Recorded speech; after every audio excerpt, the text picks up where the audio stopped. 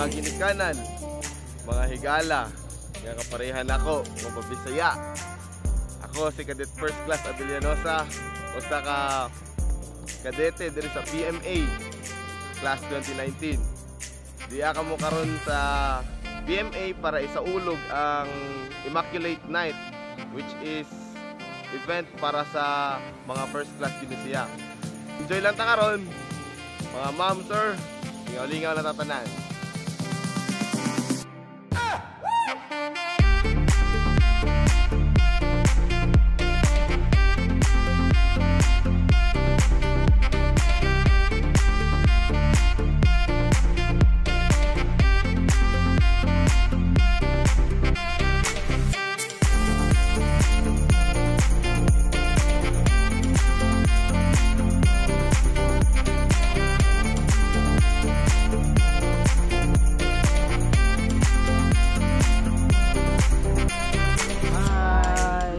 Everyone, ako nga pala si Second Class Mabalcon aka Primo. Ako Second Class Santos aka Ronnie.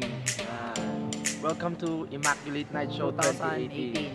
As for this year's Immaculate Night Show for COD, ang haba ng time na ginugol nila to develop their dubbing skills and robotic movements, and for Immaculate Night Show, their acting skills, so just to give us a spectacular and unexpected scenes.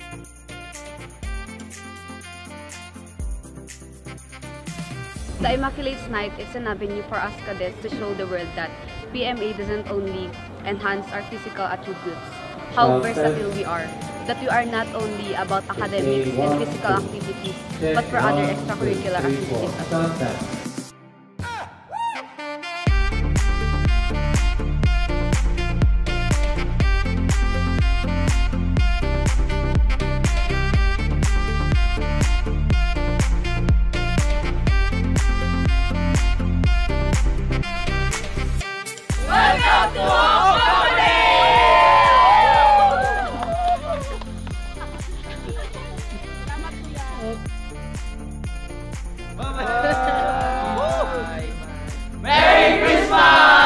Ito yung pagkakataon ng kadete para mapakita namin yung talents namin in every aspect. Para sa mga manonood, abangan nyo yung mga pakulo ng mga kadete ngayong taon para sa Mabalasik Class of 2019, and watch out para sa talent ng mga kadete natin.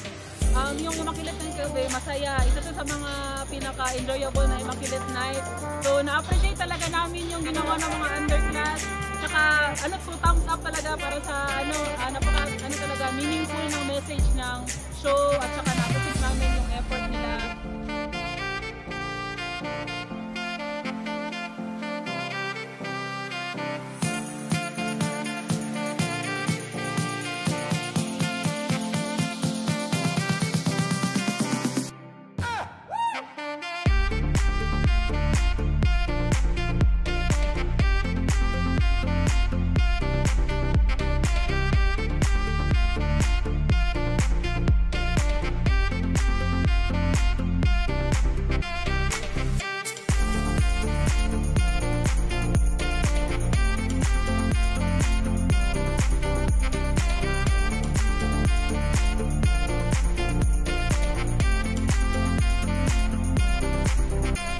Dati, tinatawag siyang 100 Nights kasi it is a tribute for the first class, 100 night before na ang graduation nila. Ngayon, na-adjust na yung natin, school calendar, kaya tinawag na siya na Immaculate Night.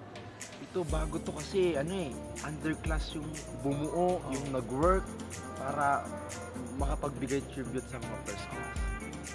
Tsaka musical, comedy, abangan. So, we are very proud on our part kasi we, the underclass cadets, are given this opportunity to showcase the talents of the underclass cadets in honor of the first class cadets. And sana po ma-appreciate ng mga body namin, the graduating class of 2019, kasi ginawa po talaga namin ito para ma-entertain at mapasaya po sila.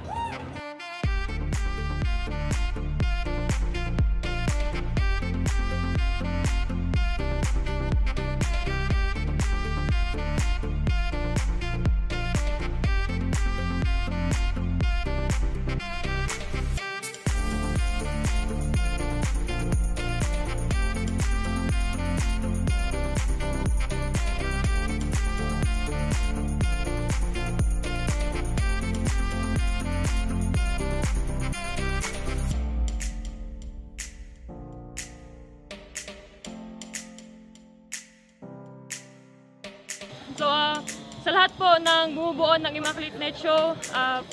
A job well done for you all po.